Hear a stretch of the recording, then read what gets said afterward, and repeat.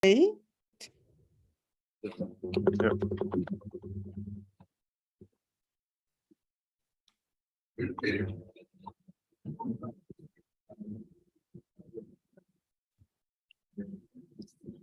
So good morning to our session on data literacy. We have 4 presentations, and this is G1 room, and session is, I think, G4. So for everyone, just to make sure that you're in the right place. And I'm Janez Štebe from Social Science Data Archive, and I will coordinate this session. We will have about 15 minutes each presenters for the presentation, and then after each presentation we will have time for questions. So now we will just begin with the video from US. Our colleagues Renata, Curty, and Rebecca Greer. They are both from USCB Library Research Data Service. Renata is social science research facilitator, and Rebecca is director of teaching and learning. And now I invite you, Renata and Becca, to run a video for us, and then we will have questions. Thank you. Thank you for the presentation. So play the recording, and we are going to be available for questions later on. Welcome to our presentation on investigating teaching practices in quantitative and computational social sciences at the University of California, Santa Barbara. My name is Becca Greer, and I am the Director of Teaching and Learning at UCSB Library. Hello, everyone. My name is Renata Curty, and I am the Social Sciences Research Facilitator at Research Data Services, and I also work at the library. So in the summer of 2020, we initiated a research project that was designed by Ithaca SNR to examine teaching practices of those who integrate data literacy skills into social science courses. For just a bit of background, Ithaca SNR is a nonprofit organization that helps academic and cultural communities make better informed decisions to improve performance and further their mission. And in our case, we were part of a larger research initiative occurring in academic libraries across the US to examine teaching with data in the social sciences at our local institutions. As you can see on this slide, there were a total of 66 individuals who participated in the study from 20 different academic institutions. Each of these institutions utilized the very same interview transcript from Ithaca with a range of 10 to 12 instructors. We each independently conducted our own coding and analysis to create a local report. And our local reports were then shared with other members in the study, which then Ithaca SNR, of course, wanted to gather our local institutions' original transcripts so that they could then create a national report, which actually should just be released in a matter of weeks. This project had 4 main goals, as you can see here.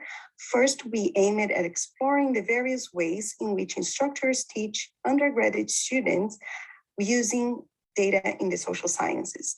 Secondly, we investigated ongoing support needs to help these instructors to advance their classes and the instructional efforts. And from these discoveries, each institution developed actionable recommendations for their respective stakeholders. And this project, as a 4th goal, also helped participating universities to foster relationships in order to advance instruction locally as well as with other institutions. For this project, we were interested in exploring instructors' practices, attitudes, and support needs.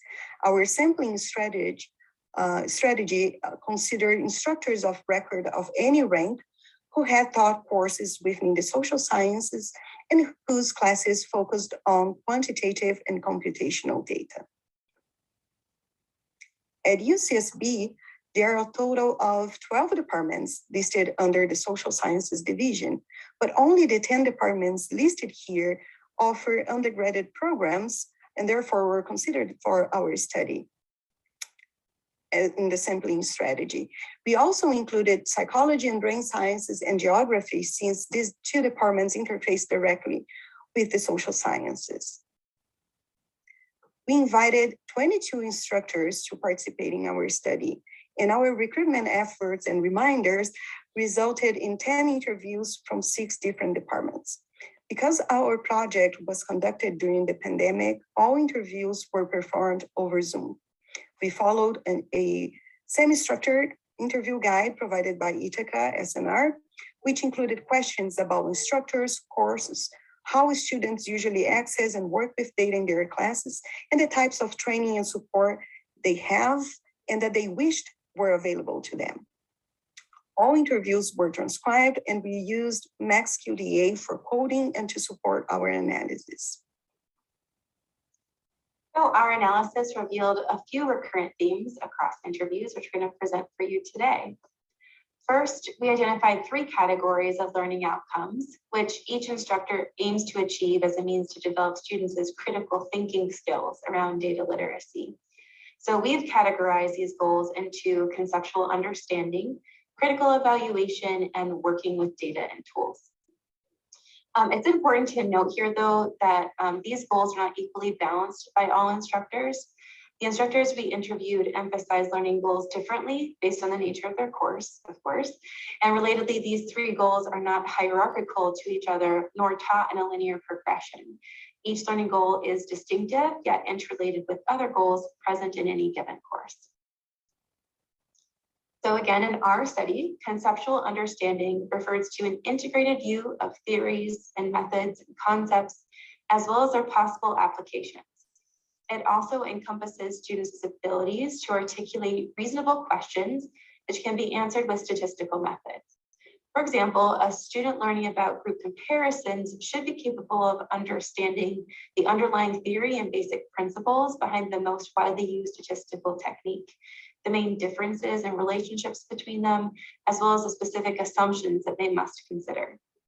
Our interviews revealed 3 skills relevant to this category that instructors hope students will develop: the ability to come up with meaningful research hypotheses, the ability to understand how steps can be applied to answer research questions in their discipline, and finally, the ability to understand key statistical concepts such as variable types, units of analysis, and measurement. Critical evaluation, on the other hand, represents students' ability to make informed assessments of the methods and statistical approaches, understand the meaning behind those outputs, as well as evaluate the validity and reliability of the assumptions or conclusions based on the data.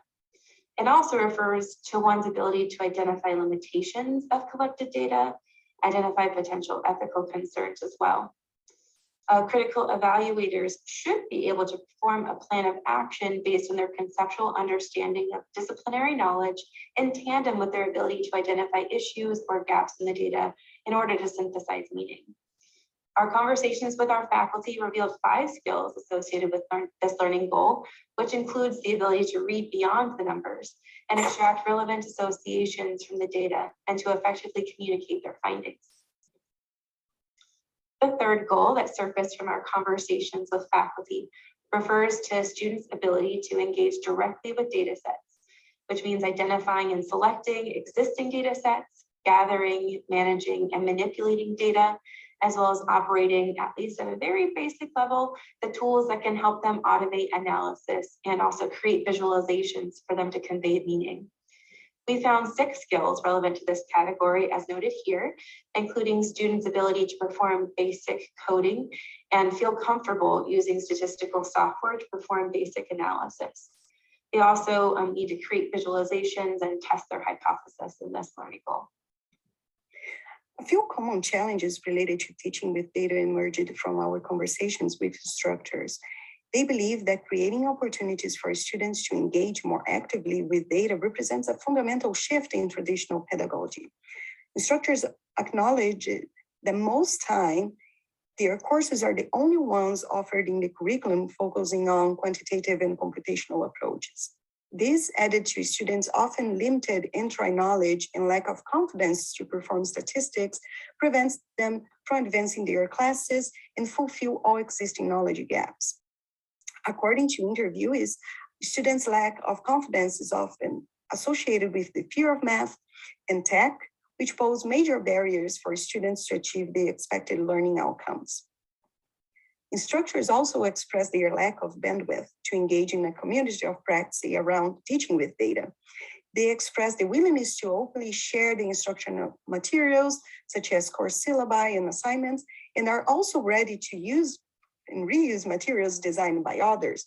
However, due to other academic responsibilities, finding adequate time and space to engage in upskilling their own knowledge and practice with computational tools is often noted as a challenge.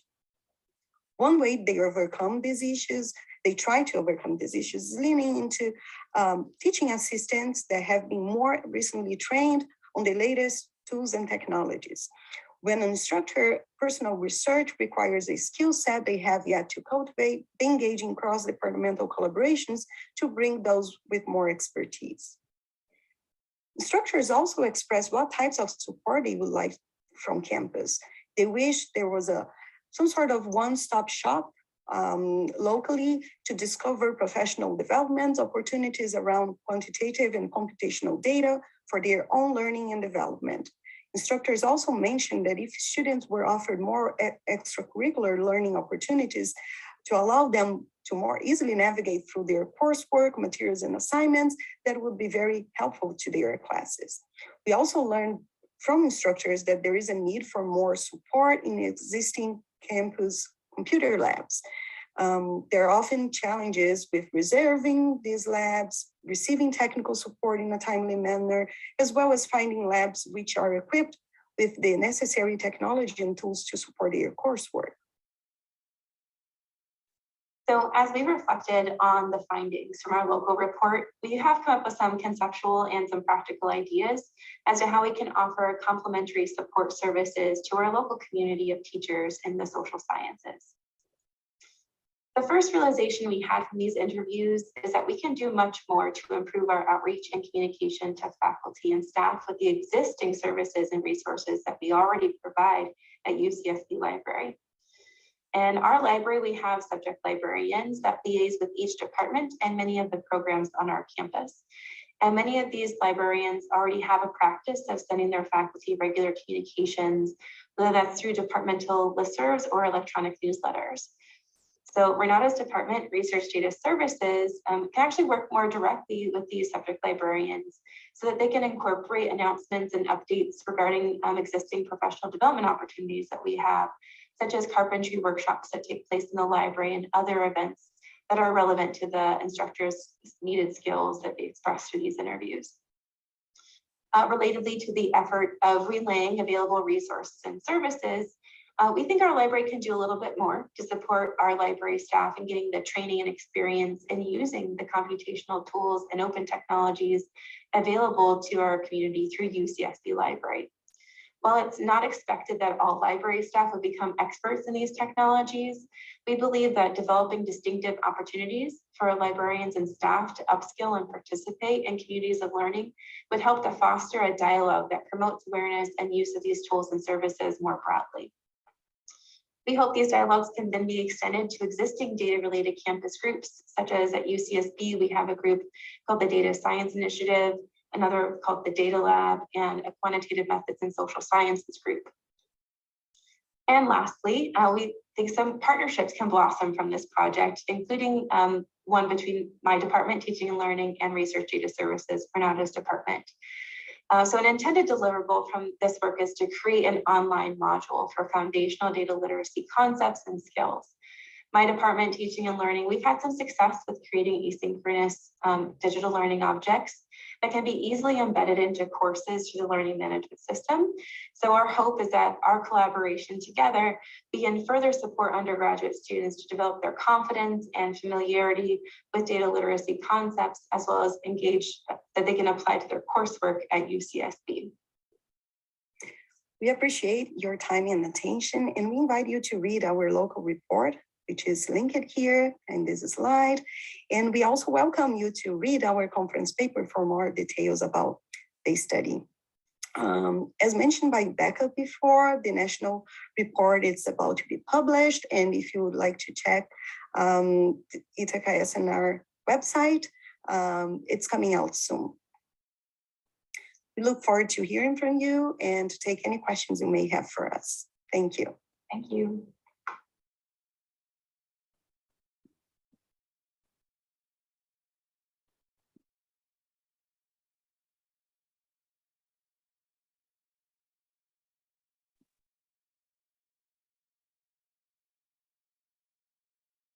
Hello, everyone. Any questions for us?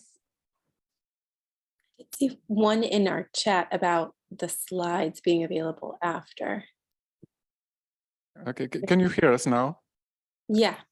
Okay, Yes. so I just wanted to thank you because it runs all right, the video, and now we have some questions probably from the room. Yes, please.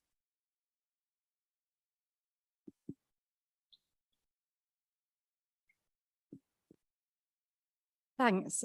It's Vanessa Higgins from the UK Data Service. We've just carried out a really similar study, actually. So I'd just be interested to talk to you later about it, you know, online. So we did a study of 120, I'm looking at my colleague who actually did the study, 120 lecturers in the UK, and we looked at teaching with data and their practices. So we've written a similar report, so it'd be really interesting to compare, and some of your findings seemed very similar. So thank you, it's really interesting. Thanks for sharing that. If you can hear me, I wanted to just also, we had like a little glimpse of what the national report says as well. And one of the things that we were very pleased with was that they also found some similar findings at the national level to our local report. Okay, any other question? Yes. I just hope I haven't missed this piece of information. I was curious about the background and profile of the students. Is it mostly social science students, technical students? Are they undergraduate, postgraduate, in the first years, final years of their studies? So the study itself was focused on the instructors who teach undergraduate coursework. And so in our presentation, we didn't delineate the type of student. We focused on the type of instructor, and it didn't matter if they were a tenured faculty member, as long as they were an instructor of record for the course. They were a candidate for our interviews. And so the demographic breakdown, and Renata might be able to assist me here. Again, we had representation from 6 different departments. Some of those courses were general education courses that were appropriate for those distinctive areas. Communication is one that comes to my mind because I think I did that one. And Renata, maybe you can offer some other the departments that we focused in on here. So psychology was a lower division course. Yeah, we had a mix. So I think your answer represents well the study. Yeah, we were interested in understanding teaching practice from the instructor's perspective, but we believe that's important for us to, as a way to further our engagement and support on campus, to also listen to students. So it's something that we are considering to investigate what are the desires from students and the type of instruction they would expect to have as well. And another thing that we would like to explore as a future study would be to talk to those who are supporting teaching practices, meaning the teaching assistants, because they play a major role in this process. Yeah, but in terms of representation, we got different types of courses, lower division in most cases, and we talked mostly with instructors of record for those. Okay, any more question? Maybe just a clarification from my side, because you mentioned that you are looking for collaboration. I'm here in Europe. There is an audience mainly from Europe. Also, we have this tradition of national data archives, and I'm just wondering, because students usually are more engaged when they are working on the topic they are studying, and in the data archives, for example, in ICPSR, there are many data sets, and it would be interesting to, you know, kind of relate a model of teaching with the specific data that it's available for students. I don't know, do you have this kind of exchange also? Yeah, so from our conversations with instructors, what was pretty consistent across interviews was that for most cases, they select a few data sets for the instruction, and these are vetted like to some extent, and then they have some control over, they understand fully the variables there. But yeah, I think there are opportunities to explore other ways to teach with data, especially if students are given the chance to fully engage and even to be invested in the selection, in the identification, finding data sets. So I think, yeah, these repositories are very important. ISPSR it's very largely used here for the social sciences. And I don't think we got necessarily them indicating the ISPSR as one of the resources, or the UK Data Archive, but they usually teach with data sets that they are familiar with, and they are confident that kind of covers all the dimensions and the aspects that they would like to cover in their classes. Yeah, if I could add on to that a little bit too, for further context, at UC Santa Barbara, we're on the quarter system. And so many of these students, they are in the class for just 10 weeks before they're moving on to another series of classes. So I think that's one of the reasons why instructors tend to pre-select the data sets most often, and there's only like maybe a couple of instances where they actually were having students create their own data sets as well. Okay, thank you very much. Round of applause.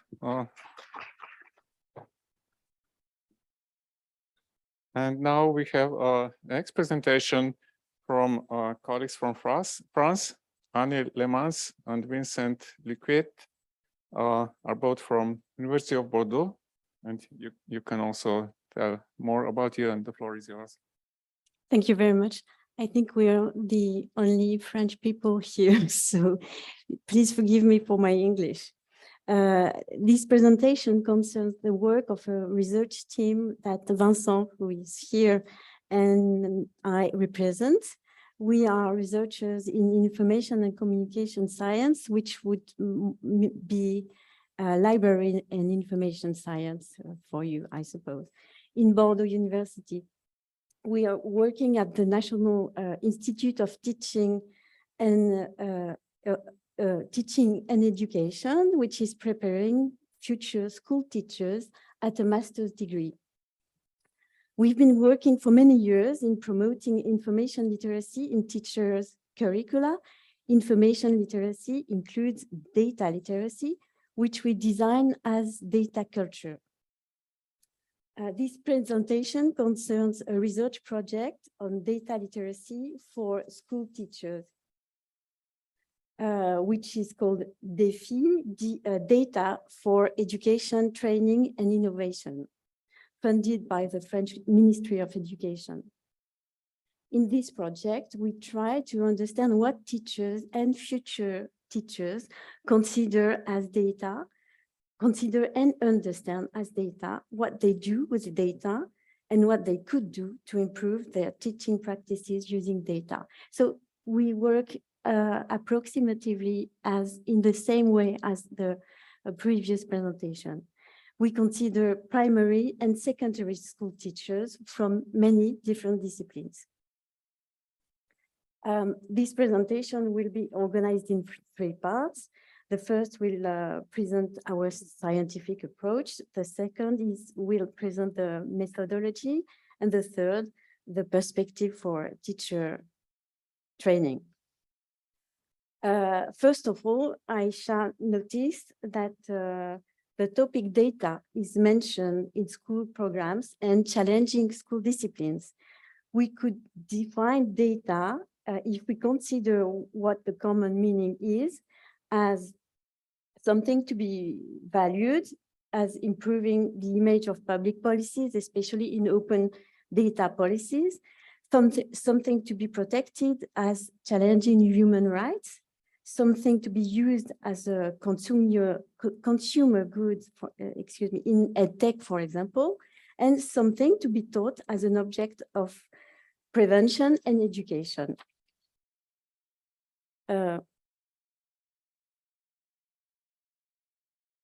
In our project, we try to study data literacy from a pragmatic and critical approach, considering what is really done at school, what teachers understand, teachers and students who try to become teachers understand about the reality of techniques and policies, considering data. On this picture, you see our students working on a data sprint, a training session where people are given data sets and have to produce information. This one was dedicated to the image of women in mass media, and our student had to produce a data visualization. So we try to observe how they work, what they do, what they think, what they understand.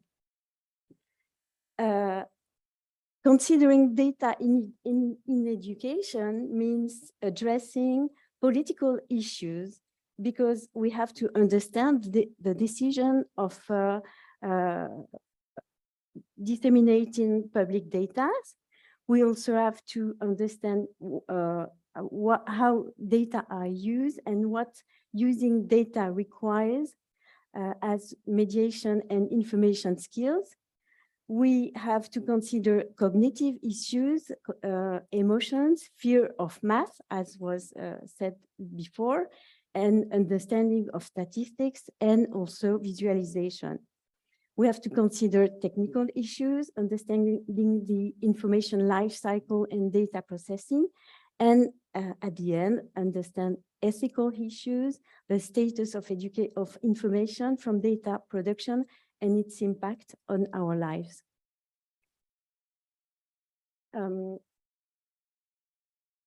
We have chosen 2 points of view in our perspective, how teachers talk about data and what they do with data. When we mention data, 3 different points are mentioned. Personal data, when you talk with teachers, they think of personal data which are threatened by companies, governments, and social networks. This perspective is centered on dangers and risks using data. A second one is centered on technical objects used in computer science, requiring complex and specialized skills. And the third is centered on data as facts, as what is used to make information or to make proof in science or media. Considering teaching data, we have observed and collected different teaching practices with data. Considering external process, that means how they access, how they find data, access to them, collect and process them. And for in internal process, what they do with data sets, what knowledge they use, what information and competencies are mobilized. We have especially observed teaching practices with open data sets, which are produced by local governments in France and sometimes also national agencies. We identified 3 types of uses: data as didactic material used as an illustration for in economy, for example, or data as a knowledge object in itself to be processed, and data as an empowering resource when they are created by pupils, for example.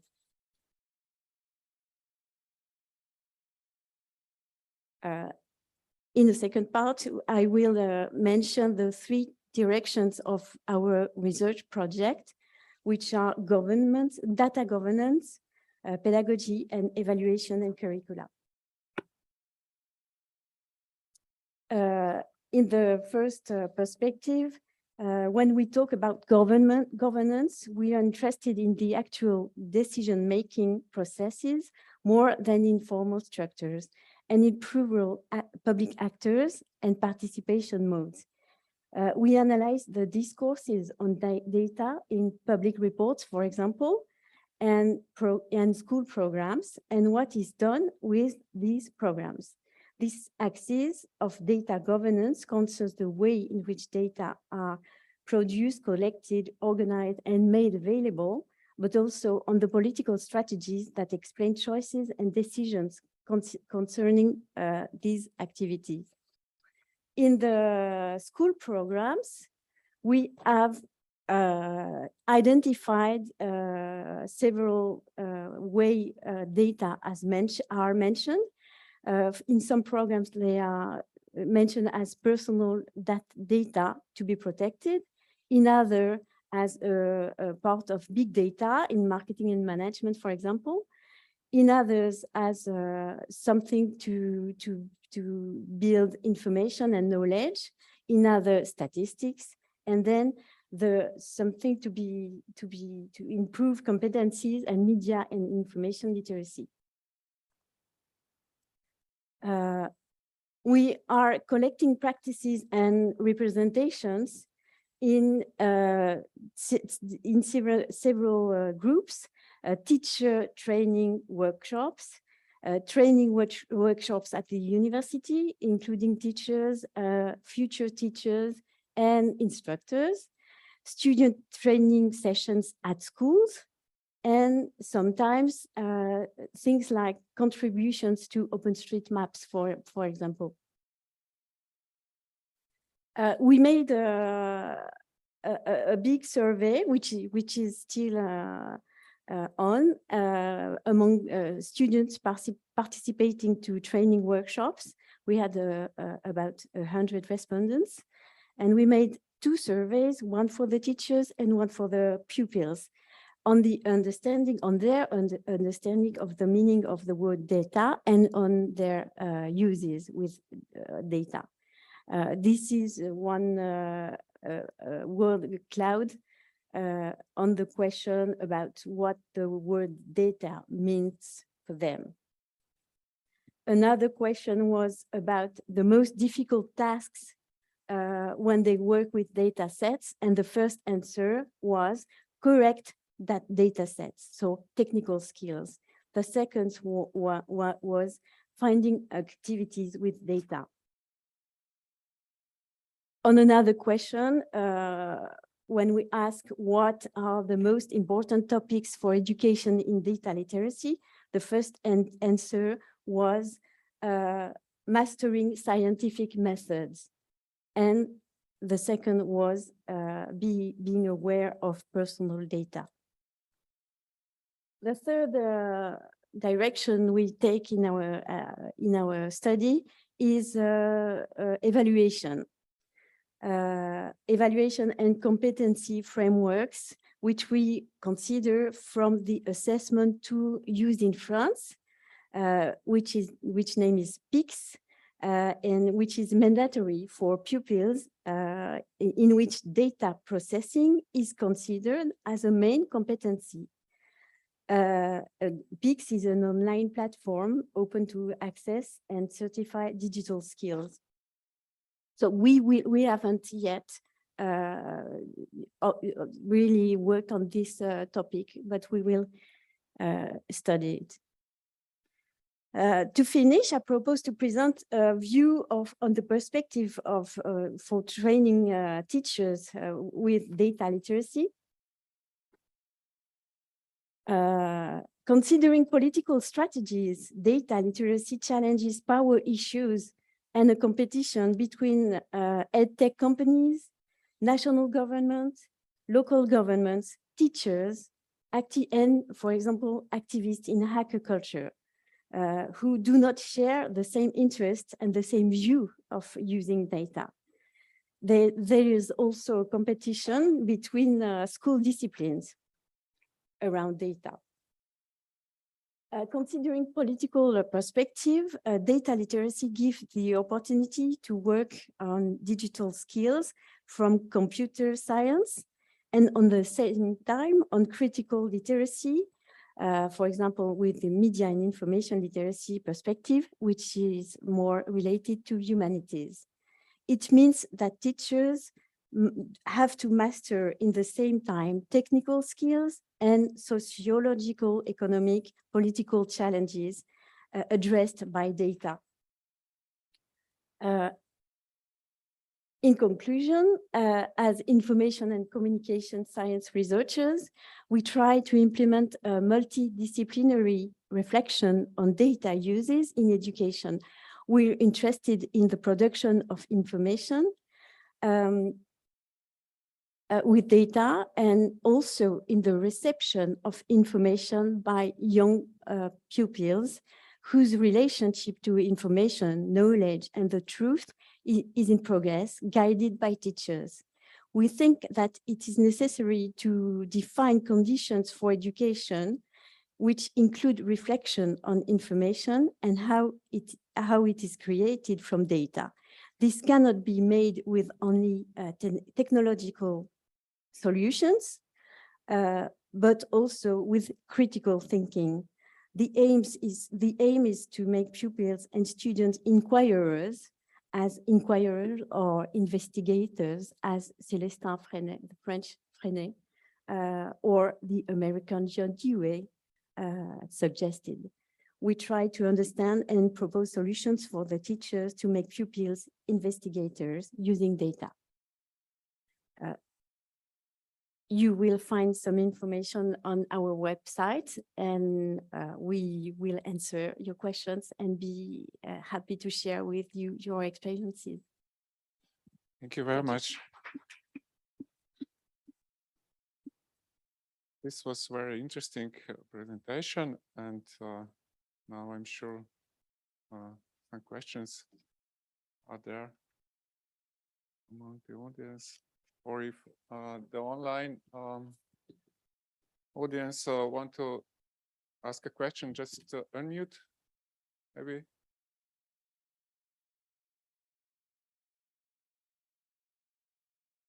It's not muted here. Sorry? It's okay for here, it's not muted. Yeah, I think that, but they can unmute and ask the question if yeah, but we cannot see any question now. Yeah, so maybe just a practical question from my side, because this I saw this as a very interesting concept, that there are many disciplines that are needed. I mean, also for the lecturer, for the professors, and I'm wondering, is kind of a result of this project also a design of a curriculum for the teachers, and what topics they need to be master them, and so. There is already a curriculum in France, but it's not really applied, and it's not really fit to the future teachers' needs. So it's what we are working on. They consider that data more as something dangerous than as something you can use for your discipline. And also they are very afraid of technical skills that they lack. So we try to understand why they think in this way, and like the project before, we will try to make some resources to offer them to improve their practices. Yeah, and invite younger, probably people who are already mastering the technology, and so. Yeah. Yes. Yeah. Okay, thank you very much. Thank you.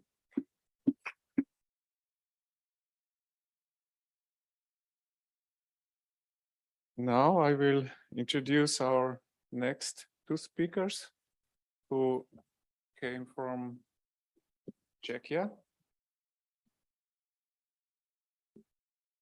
And so Michaela Kudrnáčová in Kudrnáčová and Ilona Trtíková. Yeah, happy to step in. Yeah, probably I would be able to read it, but and they are both from Czech Social Science Data Archive, and they also presented a study of the teaching practices and similar things. So just when the presentation will be ready, you can start. Yeah, I'm sorry, we have some technical issues because the presentation is not really moving for us.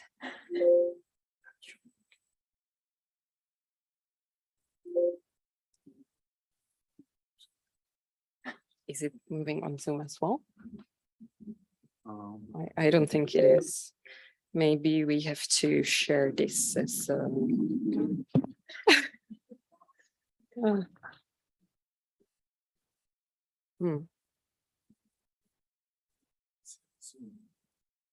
On Zoom, it's all right. Yes, now it is, but it doesn't change the slides. It's not the same.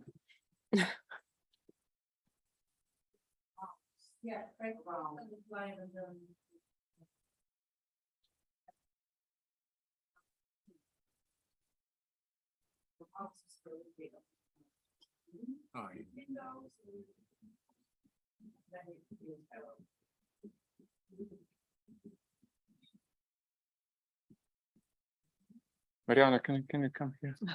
Yeah, I'm sorry. It's always something with the hybrid conferences and hybrid meetings.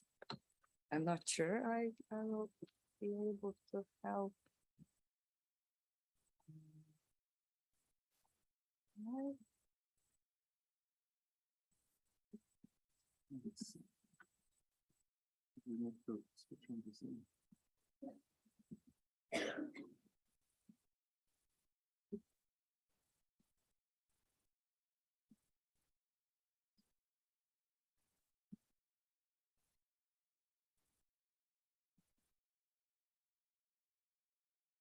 I will have two presentations. I have too many presentations open.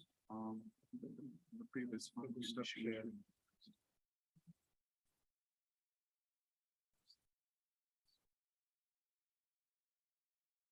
You can just close this one. Let's close every. So this is yours. Now we can see this. Let's just put it on the slideshow. Right. Now we can move. I think you can move. Oh, it worked previously. Oh. No.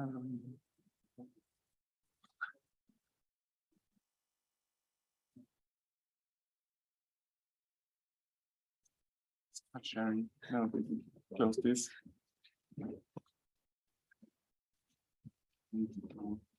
What? Share this one. No. Wait, just Yes. what you need to do? The PowerPoint to be presented on the screen. Which one is it? This one?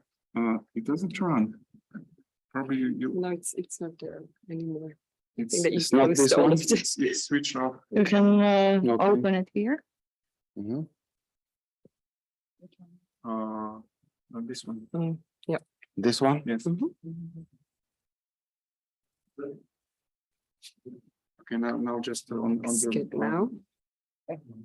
Yeah. What you need to do? On the front screen. now it's And now it looks like it's moving. yeah, all right. yeah, great. Thank you so much. So we are back on track. Thank you for the introduction, and I'm once again really sorry for the technical difficulties, but it's just always like that. It's how it is. I'm happy to be here with my colleague Ilona, representing the Czech Social Science Data Archive. And we want to talk to you about data archive, but from a user perspective. So it's maybe going to be a little different from what you've seen so far, but not as far, because we're also relying on experiences of our target audience. Firstly, I will elaborate just briefly on the purpose of the data archive. Then I will present to you a CSDA case study which consists of 2 user surveys, 2 so far. And then my colleague will tell you more about what we've learned on the way and what we plan to do in the future, near and far. So data archives may have various job descriptions, as you may know, and they offer services that vary on individual basis. What you see on the slide applies to CSDA specifically, but it's not an exhausting list of what we do. In general, the work of social science data archives revolves around data. That's the center. However, there's much more to it because the very existence of the repositories depends on the users. So we decided to, give them a voice and let them be heard. We wanted to hear more about their experiences with us and their expectations. So we conducted the 2 surveys. That's our case study. The methodologies of our surveys were pretty much identical. They were both online surveys. In both cases, we were using a Lime survey to capture the experience of our users. We addressed all of our registered users, which in 2020, it was more than 3,000. And we got 263 responses, which was quite a surprise for us. It's quite good considering the generally low response rates. And also our users were really, really engaged and eager to tell us their opinions and just to tell us more about what they were expecting. We asked both closed and open-ended questions, helping us to get to know the users better and find out about the ways in which our users use our services. So the survey consisted of 10 brief questions developed to find out the usage frequency of the data archive, users affiliation, the types of activities they perform through the archive, the nestar functions that they use. We also wanted to know more about the citation practices, our and generally just suggestions and complaints that they might have. And this final question includes a space for expressing their wishes for improvement and other maybe functionalities that they would expect. I will talk just about some basic findings, but just to let you know that the data are publicly available, just in Czech language though. And we also wrote a report, so it would be available to our users, so they would know since they took part in that. And there's also an academic article that we published in IASSIST Quarterly, me and my colleague. So if you're interested in that, you can find more information there. Considering the results, what we found out, we now know that most of our users use our archive several times a year. They are predominantly students and academics and are affiliated with some sort of public institution or even more public institutions at the same time. Interestingly, they claim to consciously cite the data, but from our experience, we know that this does not really correspond to the reality, unfortunately. We also got very nice feedback and words of appreciation from the users. So that was also very uplifting for us. This is basically what I just talked about.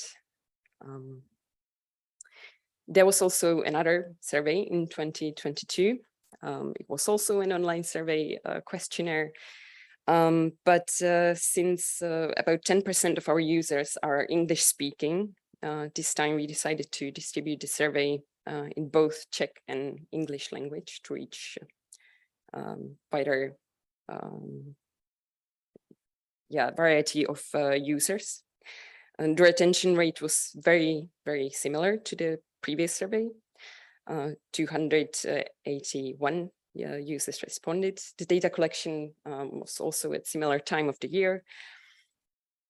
But the questions were little different. Some of them were the same, like the frequency of use, affiliations, types of activities performing throughout the archive.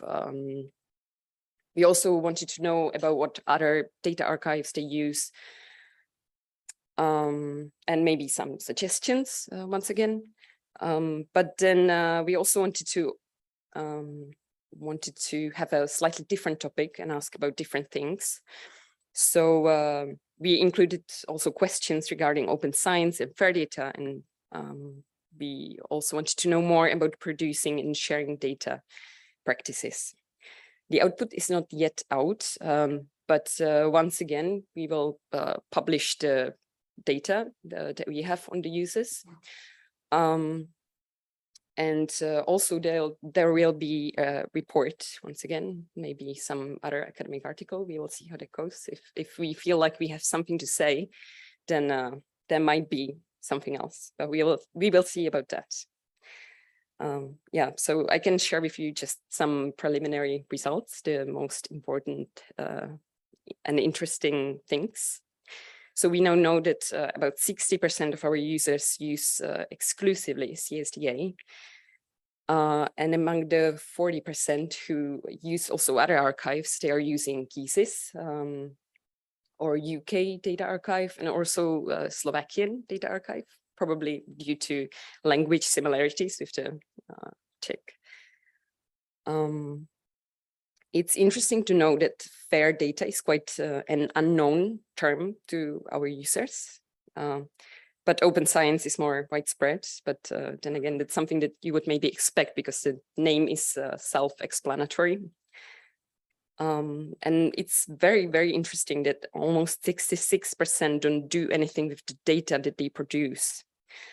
And the reasons that they gave for this comes from the lack of information, probably because they don't, they were expressing some concerns which aren't funded in anything really, because we have a lot of insurances. We really, we know what we're doing, and it's pretty easy to archive data at the CSDA.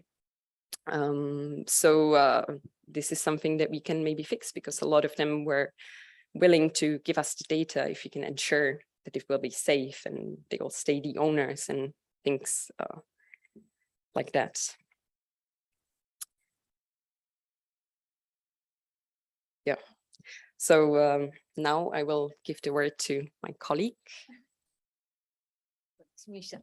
Okay, so what these surveys have shown to us, first of all, we have verified what we know, or better what we think that we know about our users. We completed knowledge about them. So after the first survey, we create personas. It's mean that we create typical profiles of typical users. We have 3 typical users. It's a student, researcher, and we choose only also teacher. We use user-centered design methods, and creating personas is the one of the basic method of this, and it's very helpful for you to imagine how behave our users, what who think, and how he looks like. Because as my colleague Misha said, we want to involve our users in the development of our services. We want to, help us to target much deeper to their specific needs. And my really big personal surprise was that our users interested in, and they are very active, and they wanted to help us with our services. We don't we don't use some unusual channels, but what I think it's very important to have to be transparent to our users. As Misha said, we published the results of our surveys survey from the first on our catalog and the report, so users know that if they help us, it's useful for us. That is nothing that we just fill some form and it's somewhere. No, it's really help. As you see, it's very helpful for us. We also plan to publish the data from the last survey. What I want to say that we are quite small archive, so every member of our team is really busy, but I think the communication with the students and teacher is very important, and it's helpful for both sides, for us and for them, because we have all same the goal to work with data and published and help to work in open science, of course. So the next steps for near future, not that far, because it's that we just now working on creation a plan of educational activities. Of course, we offer our students, now users, some webinars and seminars, but we want to more strengthen these activities in CSDA. We have a new colleague with who has the pedagogical background, so we want to more discuss with him how to offer more webinar seminars, but learning materials, and have to more for the students, especially in the beginning of their studies. As Misha said, what was the big surprise for us, that our users don't know how to storage data, because at the moment it's very simple. You only send email, and my colleague will walk with you through this whole process. So it was quite, for me, it was a quite big surprise, but so we have to do more PR work, more attract the possibilities that they have, maybe create some new form or something like this. So I think that it's can be possible that we didn't know if we don't speak with our users. And so we want to continue with this, and we should plan to repeat our surveys every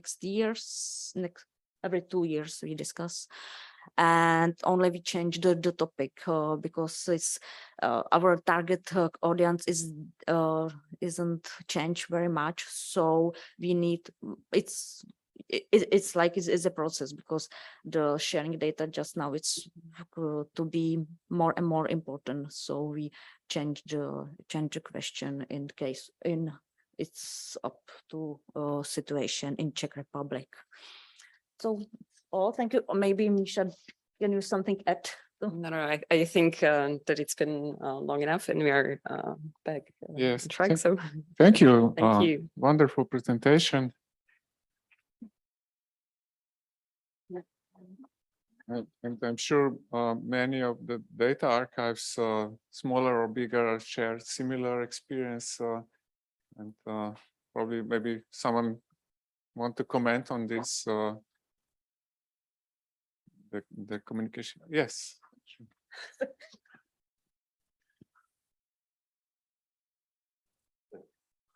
So I've got one question, or maybe even two questions. So the first one, how was the sample constructed?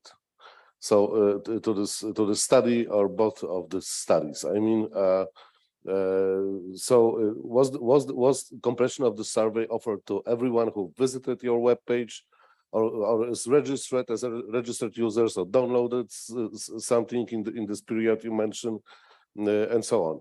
And the second question, how do you define user in this study? So user, who is the user? User is a person who is registered, downloaded something, you know, or completed surveys. Okay, thank you. Exactly. We addressed all of our registered users because we have their email addresses, so we contacted them via emails.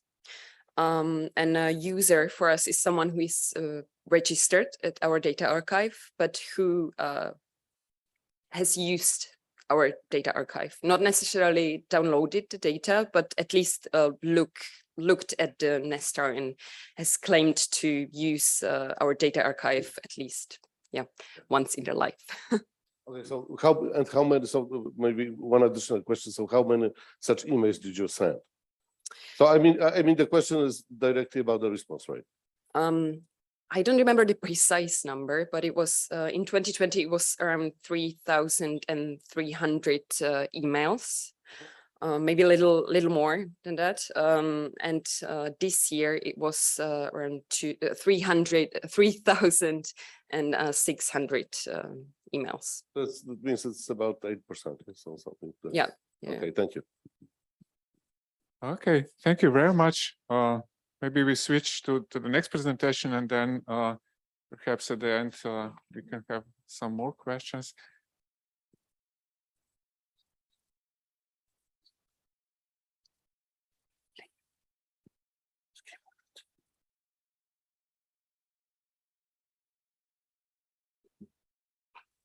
So our final speakers are the topic. It's a bit from the broader data literacy perspective, and they are our hosts, Swedish people here, Benjamin Yousefi from Swedish National Archives, and Magnus Geber, also from the National Archives, and they will talk about data formats and things that are related to this.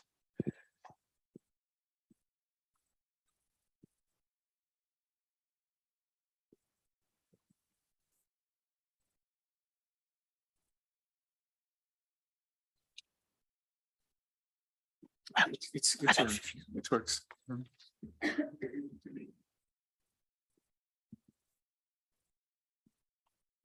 Okay, it works. Yes, press OK there. And then you need to share the screen. It's this one, right?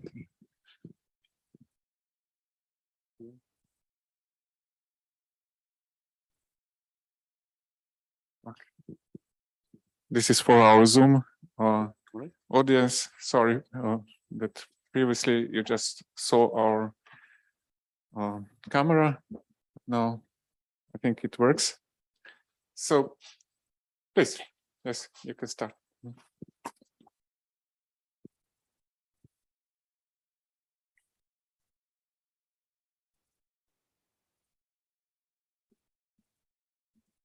No, it doesn't move.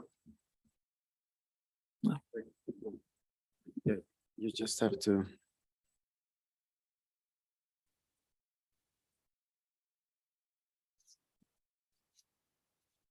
So now you see, all right? Okay. With them.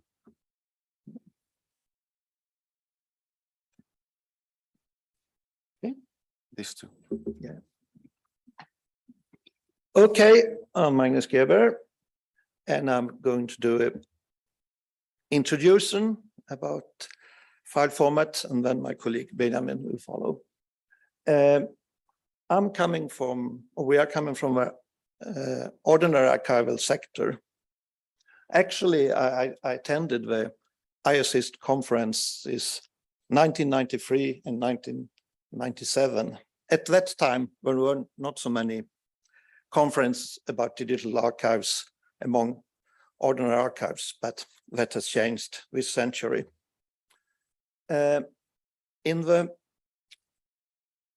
ordinary archival sector, maybe we have a focus a little bit more on preservation than access. We have quite a lot of material, and not so much access. So we work a lot with the preservation issues. Since long, and for most ordinary archives, we follow a migration strategy where we try to keep track of the technical development and where conversion of files is one important part. And most archives also follow a IAS model where you focus on having both the data and the metadata given together. And you have metadata, of course, both technical metadata and metadata to really understand the content. But in the technical preservation, one important part has been to set demands on the files that will be transferred to archive institution, that there are standardized formats, that there are limited number of formats. Doing this, it's important that you can have certain tools and services as a help. And one thing is format registries. The most well-known format registry is Pronoun, which is managed by the British National Archive. There has been efforts to have some more community-based format registers, but they have not really succeeded. And then in learning about the format, there have been other sources like Wikidata, National Archives, and Library of Congress in United States, which we also can find important information. Other important tools could be identifiers and validators of a file format. And here I mentioned a few of them. Yahoo is a tool both for identification, validation, and characterization. Drod and Fido are identifiers. They are a bit related to pronoun. And then we have validators, which are focused on specific format. Vera PDF for PDF, Jepelizer for JPEG to files, and MediaConf for audiovisual format, for the Matroska container, LPCM for sound, and FFV1 for video. A number of these tools are actually managed by Open Preservation Foundation. That's an organization originally created to take care of results of European project tools created there. They are continuing doing that, and we also have members which we help to do digital preservation. And one activity within OPF is a working group who has created an overview of a file format recommendations or regulations by different institutions, especially in Europe, but other institutions also mentioned. And so there you can find a table with how a lot of different institutions, what regulations or recommendations they have about file format. But how to select these different file format? There are many models how you could do it, and often you set up a number of criteria which the format could fulfill. And this is just an example of these different criteria I'm showing here. It's from the Danish National Archives. But then it's the problem, what weight should you set on the different criteria, and how do you evaluate if a format actually fulfills the criteria? That could be many models about that. And now I'm going to leave to my colleague Benjamin. He has been working since long with how to regulate file formats in Sweden. And he will present his idea about that. So I'm the Benjamin part of the presentation. And given the time we have, given the time we have, I'm going to focus on the main issue here. And if we have more time, I could go back and we could look at the regulation itself. So the basic model is this. So what you have here is you have information or data. The terminology varies depending on the sector. Then it's coded to a format. Then it's decoded back to information. So this is the basic process when we're dealing with formats and information and storage of information and preservation and durability. Now, decoding and decoding is done by program. The program is an implementation of a specification that automates the implementation of the specification as a format. So keeping it simple, we have a program that implements a specification. And that is what causes how the format is information is coded and later decoded. Now, the problem we have is that given that specifications are interpreted by human, so one implementer interprets the specification in a certain way, and another implementer interprets the specification in a different way, and that causes an inconsistent decoding and coding. In best cases, if the implementer is the same in both ends, we don't have a problem. But even in those cases, we have a situation when the same implementer, for example, when a program is updated, a new version, Microsoft Doc to DocX, for example, when things changes, even if it's the same implementer, we're going to have an inconsistent coding and decoding, giving different outputs. And that is what causes, for example, data being corrupted or not visually represented again as it should be. So this is the basic model of the regulation. And everything else, if we have time, I'm going to talk about. And I mean, the work is, we're talking about 1,600 pages of preparatory work. It's just implementation details for how to handle this. So notice here the specification as the reference point. So the specification is the reference point, and the different variations of formats, the concrete manifestation of the specifications are just an output. It's like you have the source and the cause as the specification, and then you're dealing with the symptoms.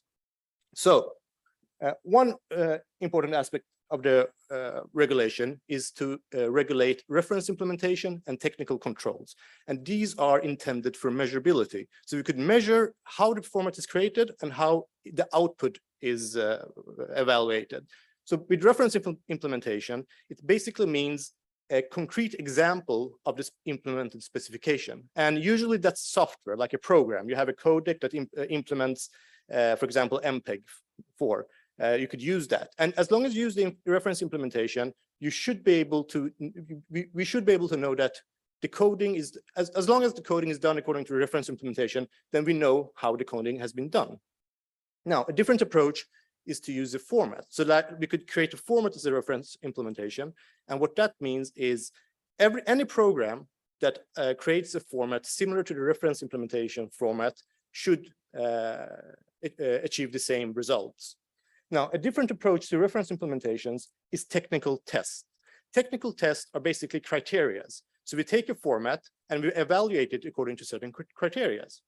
So to summarize, reference implementation, basically, it's either the method we are using this, it's an example of a specific method that is used. So for example, you could say 1 + 1, that's the method you use to calculate 2.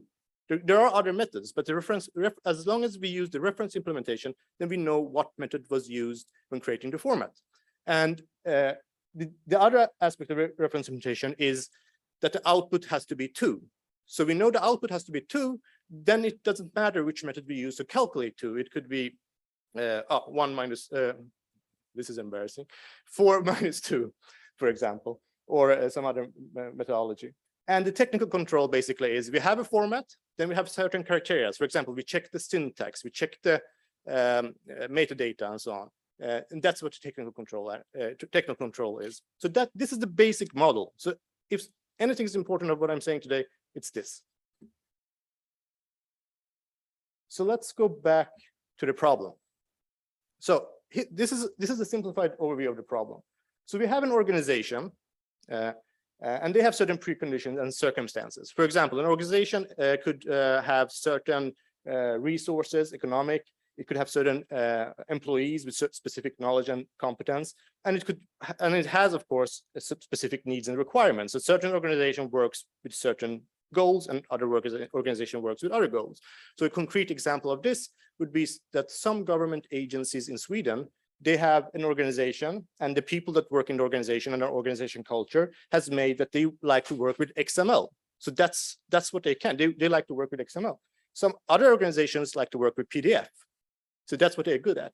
So depending on the organization and their circumstances and preconditions, they make certain choices. Now, there are, in the green fields, you could see there are four sources of 4 choices they could make. So you could either choose a specification. An organization could choose a specification, and they need to interpret the specification and implement it as a program. So that's the one selection they could do. A different one is that they select the program, and they just, for example, compile it or just change the configuration. And from each of these chains, you can see from specification, interpretation of specification, program to implement specification, compilation, configuration, and settings to format. All of this could create variances and variations. So either it's the same format, but depending on the choices made in this chain, the output is different. So the problem occurs when one organization creates the format and another organization, or even the same organization at a later time, uses a different program and try to interpret the program, and the output is different because the new program they're using made different choices in this chain. So this is the basic problem, so very simplified. And this is the goal with the regulation. So the goal with the regulation is there are 2 sets of regulations. The one you could see in the yellow here is the technical legal rules, and we have a different for archival legal rules. I'm going to talk about more about that if we have time. But basically, the technical legal rules try to create a baseline. So when programs are procured, developed, setting up in technical environments, are harmonized so that electronic acts are created. They basically have a common baseline, and they could be preserved as is or converted when they become public electronic acts, so they could just be preserved. So at the current stage, or the current circumstances in archival, is that a lot of archival organizations receive formats, and they just have to handle it. They don't just different versions. They don't know which programs to use. It's very difficult to handle. So the idea is to shift to focus on the production of the electronic tax and the requirements there. And I could add, if you look at, for example, the focus shifts from registries like Pronom, like Magnus mentioned, to more to specification. So instead of have registries over different formats, because these different formats could be different implementation of one specification, we are focusing on the specification, and we try to create registries over specifications instead. And I could also mention, I forgot to mention earlier, so when I was talking about reference implementations and technical tests, or I use the term also technical controls, one of examples of such is the Vera PDF, for example, Magnus mentioned in his part of the presentation. So how are we doing with time?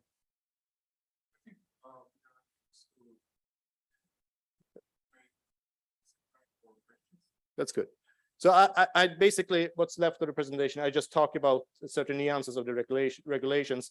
I could mention one more thing here, because this is a data literacy, and most of you are interested in the pedagogic aspects. So one of the aspects of the regulation tries to do, by separating the technical details from the archival details, the idea is making sure that, because there's a problem with knowledge and competence in organizations, and well, knowledge about technical issues in general. So by focusing the technical details in one regulation and archival requirements in another regulations, it creates a bottleneck.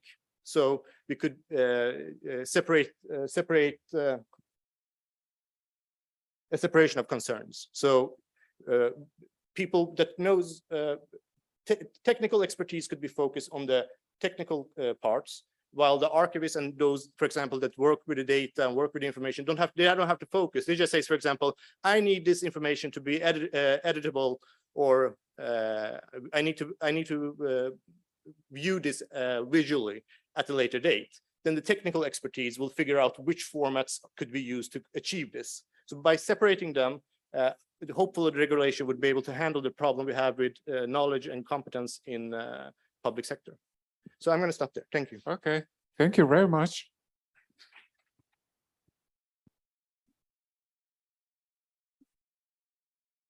Obviously, we can learn a lot from different organizations, and but similar problems that occur, like in social science data archives, that most of the public here represents.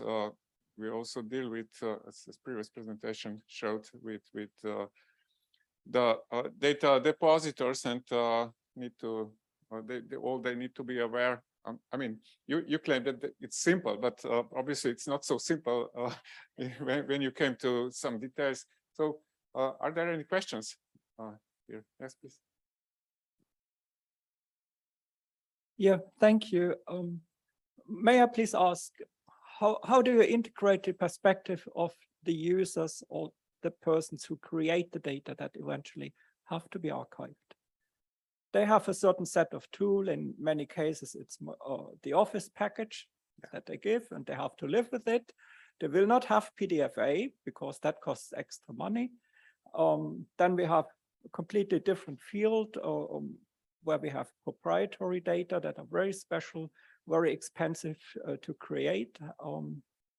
Yeah, but if you leave this very specialized field and look, for instance, a huge amount of data is Office documents. Yeah. If we know if we want to get data, if we want to preserve data, it has to be easy for the people who create them. We cannot come with many demands on them.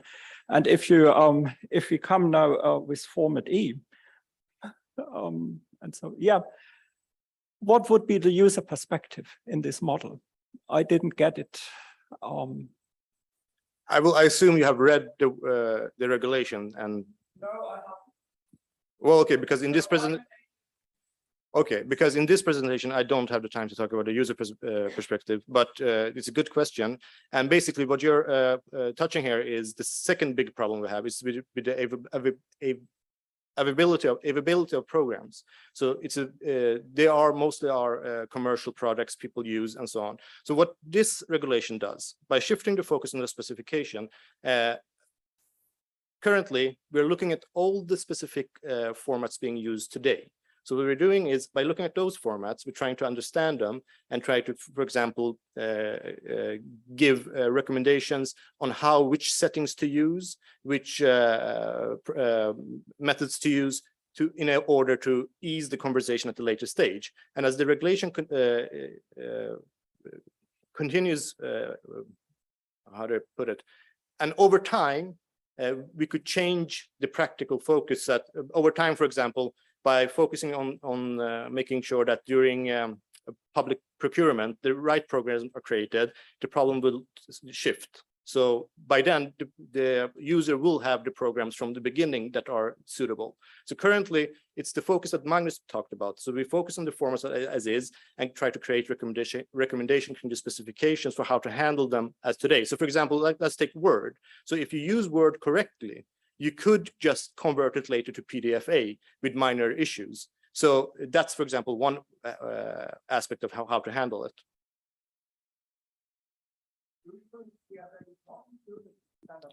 Yes, but but if they are created according to the requirements that we regulate, when they later give it to the archival agency, because we know how it was coded, we know how to convert it without major issues. So the conversion could be made as a later process. However, this does endure a cost, which we want to avoid over time. Like I said, making sure that from the beginning everything is created, so no conversion is necessary. But this is a practical issue. So this is going to take several years before we come to that stage. But to answer your question now, specifically, is if the Word document is created correctly, then the conversion process shouldn't be a bigger problem. And it could be done by the archival agency, who will have access to the right software for creating PDF, for example. So that's one of the ways to handle the problem you're referring to. Okay, thank you. We are close to the end of the session. Is there any kind of general comment or any specific issue? If not, then I will thank all the presenters and all the people who watched the presentations for discussion and nice presentations, and hope we have coffee out there. And thank you.